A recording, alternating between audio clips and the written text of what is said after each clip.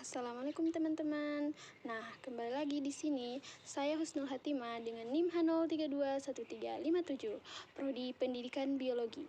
Nah, pada video kali ini di sini saya akan membahas tentang sistem saraf pada hewan vertebrata sebagai pemenuhan tugas mata kuliah struktur dan perkembangan hewan. Nah, sebelum itu kita terlebih dulu membahas definisi sistem saraf. Nah, apakah sistem saraf itu?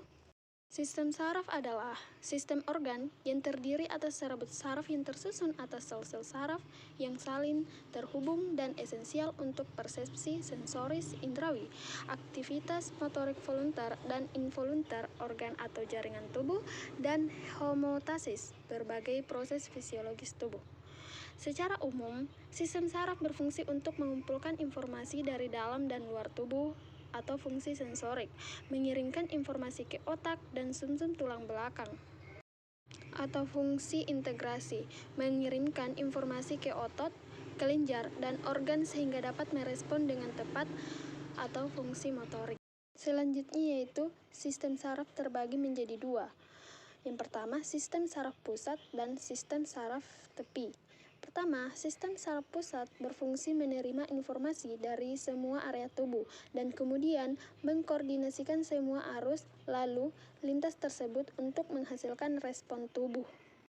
Terdiri dari otak dan sumsum tulang belakang.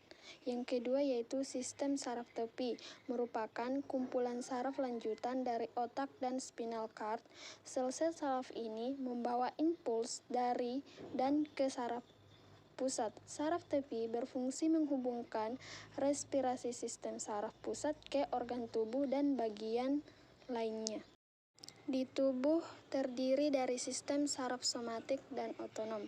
Dapat dilihat dari gambar di samping pada sistem saraf pusat yaitu yang berwarna kuning pada otak dan sumsum tulang belakang, dan sistem saraf tepi yaitu pada garis yang berwarna biru, di mana terdapat sistem saraf somatik dan otonom. Materi selanjutnya yaitu struktur sistem saraf, di mana terdapat dendrit, badan sel, dan akson. Di mana yang pertama yaitu dendrit. Kebanyakan dari sel saraf memiliki banyak dendrit yang merupakan perpanjangan atau percabangan dari dahan pohon, berfungsi sebagai penerima rangsan, memperluas area untuk menerima sinyal dari sel saraf lain. Yang kedua yaitu badan sel, di mana badan sel merupakan tempat proses dari impuls yang diterima oleh ujung-ujung saraf. Badan sel banyak terletak di sistem saraf pusat, namun badan sel yang disebut ganglia atau ganglion terletak di sepanjang sistem saraf tepi. Yang ketiga yaitu akson, di mana setiap sel sarafnya hanya memiliki satu akson yang memanjang dari daerah berbentuk kerucut pada badan sel. Akson diselubungi oleh selubung mielin. Akson berfungsi mengantarkan rangsangan dari atau ke badan sel. Selanjutnya, kita akan membahas macam-macam sistem saraf. Yang pertama yaitu bipolar, di mana bipolar yaitu neuron yang memiliki satu akson dan satu dendrit. Yang kedua, unipolar, di mana unipolar yaitu neuron yang memiliki satu buah akson yang bercabang. Yang ketiga yaitu multipolar, yaitu neuron yang memiliki satu akson dan sejumlah dendrit. Nah, selanjutnya yaitu kita akan membahas sistem saraf pada vertebrata, yaitu pada amfibi. Nah, sistem saraf pada amfibi terdiri dari otak pada amfibi. Otak tengah sebagai pusat penglihatan berkembang lebih baik sehingga amfibi memiliki penglihatan yang baik. Otak merupakan pusat koordinasi dalam tubuh yang terletak di dalam tulang tengkorak dan diselubungi oleh jaringan berupa jaringan meninges. Sistem saraf amfibi dibagi menjadi sistem nervus sentral, ensephalon dan medula spinalis, serta sistem nervus periferium. Pada amfibi ensephalon atau otak dan medula spinalis atau sumsum tulang belakang yang dilindungi oleh tengkorak dan ruas-ruas tulang belakang dibungkus oleh dua lapisan disebut duroter dan pipiamet. Batasan dengan jaringan saraf. Di antara dua lapisan tersebut terdapat spatium subdurale dan cairan cerebrospinalis.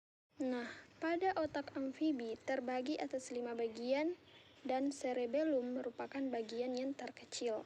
Ada 10 saraf kranial.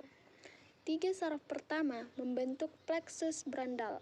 Saraf ke-7, ke-8, dan ke-9 membentuk plexus ischiadus. Sistem saraf pusat meliputi otak atau ensefalon dan sumsum tulang belakang yaitu medula spinalis. Dapat dilihat dari gambar, terdapat gambar dorsal dan ventral pada otak katak. Dari keterangannya terdapat yang pertama yaitu otak besar, yang kedua otak kecil, yang ketiga otak tengah, yang keempat sumsum penghubung, yang kelima pusat penciuman atau lobus olfaktorius, dan yang keenam pusat penglihatan atau lobus optilus. Sekian dan terima kasih. Itulah materi mengenai sistem saraf pada hewan vertebrata. Semoga bermanfaat. Wassalamualaikum warahmatullahi wabarakatuh.